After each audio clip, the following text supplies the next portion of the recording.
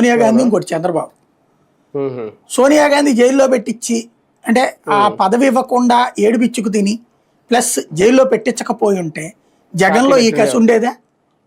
Party పెట్టినాడు కాదు అసలు. ఇప్పుడు అదేది మర్రి చెన్నారెడ్డి గారి అబ్బాయిలకి సీటు కూడా ఇవ్వాలి మొన్న.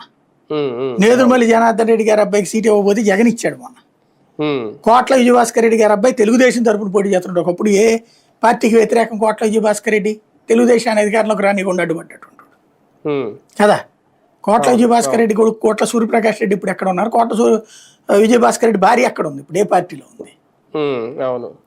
అట్లాంటి పరిస్థితి అంటే ముఖ్యమంత్రుల కొడుకులు భార్యలు అంతే కదా. ఇతను కూడా అయితే గీతే ఆ కడపలో 2 సీట్లు 10 సీట్లు అడిగితే అందులో 2-3 ఇచ్చి ఉండేవాళ్ళు. ఆయన ఒక రైల్వే మంత్రికి ఏదో చేసినట్టున్నారు లాస్ట్ కోట్ల సూర్యప్రకాష్ రెడ్డి.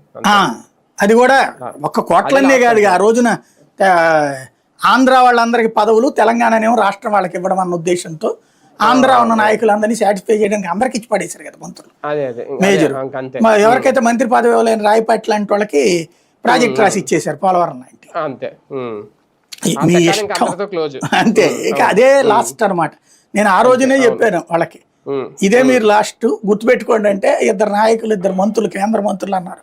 నువ్వు మరీ రెచ్చగొడతావు మమ్మల్ని, అధిష్టానం మీద రెచ్చిపోయి మేమేం చేయాలంటే, నేను రెచ్చగొట్టట్లేదండి, నిజం చెప్తున్నాను. కాంగ్రెస్ పార్టీకి ఇది చిట్ట చివరి ఏడాది, మీరు గుర్తుపెట్టుకోండి మంత్రులుగా కానీ మీకు కానీ అని నేను నిర్మోహమాటంగా చెప్పా. ఆ తర్వాత ఒక మంత్రి గారు అదే మొక్క అన్నారు. నువ్వు ఆ రోజున అన్నప్పుడు మేము